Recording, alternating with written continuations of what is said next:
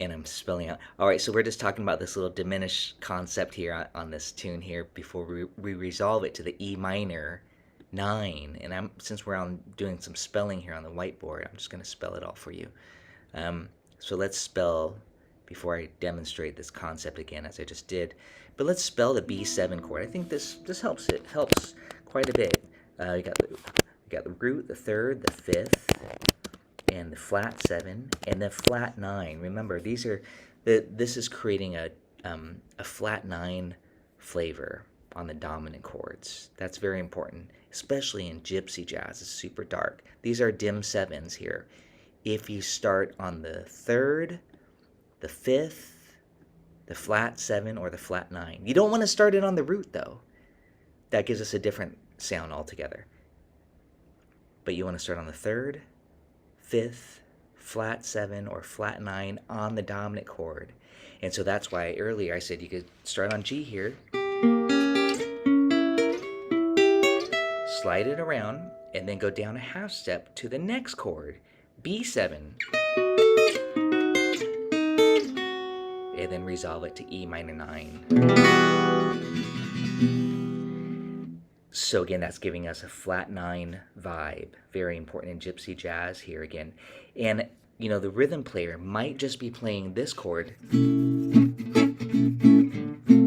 that A/B, that's not in here. That's okay.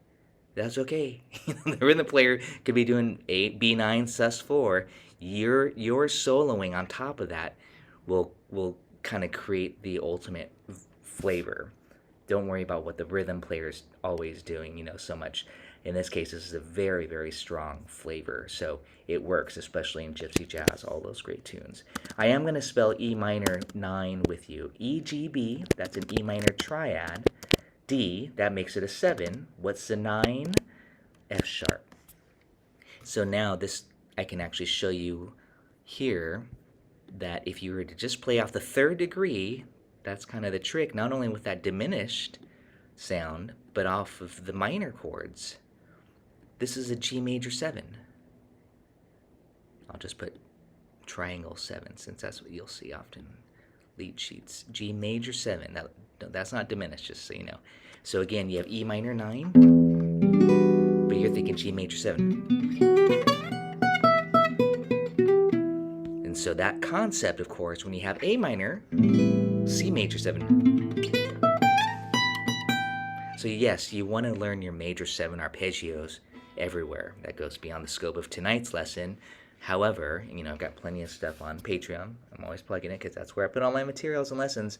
Learn your major 7 arpeggios. Learn those little licks. Learn those outlining. I did send you one little quick lick on the E minor. Let's see. I think that's the quick lick there on that worksheet. You'll see, check out later for the E minor. Just move it around. So learn your arpeggios. This is a great trick to allow you to think simple. Okay. The other thing I was going to say, just before we kind of knock off here, well, actually, there's one more thing I wanted to share, but I might have to bleed it into next session, and that's this flavor. Let's see. I think he does this too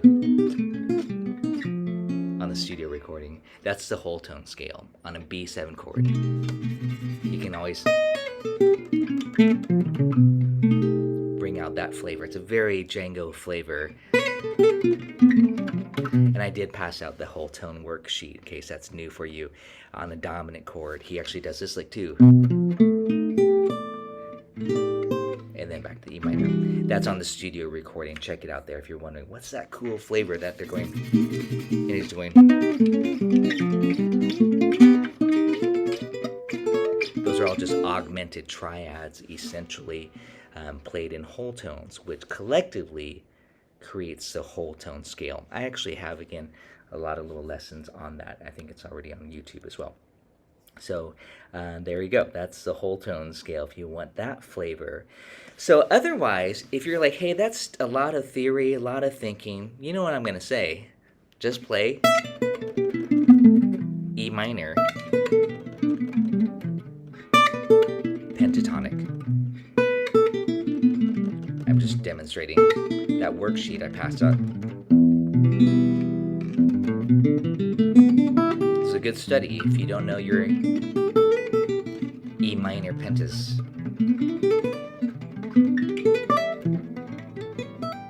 And those are just E minor pentas all over the fretboard in 5 positions.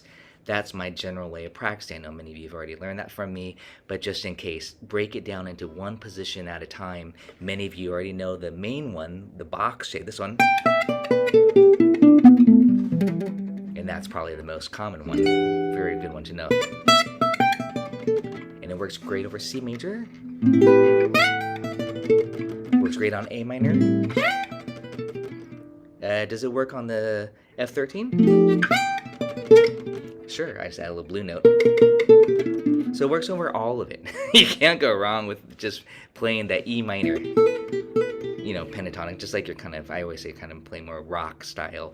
But, mix it up. But if you want more of that melodic flavor, outlining, major 7. And then pentatonic. Back to the...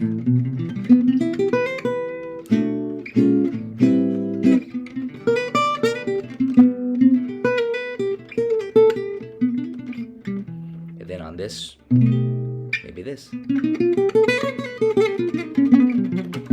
Whole tone. Mix up the flavors. That's one of my favorite things to do. That's why I like to talk about these strategies again. Just like there's not just one best approach to it. Sometimes certain songs will make me play certain things, but in this case I'm also listening and very influenced by what they're playing, and Nini Garcia's his approach with his composition has nothing to do with the melody, really. I mean, it's pretty extended, but I don't think that melody, it's really just I'll say it, kind of a gimmick, It's not necessarily melodic, but it sounds cool. I think it would sound cool if a horn player would probably play it as well. But, this...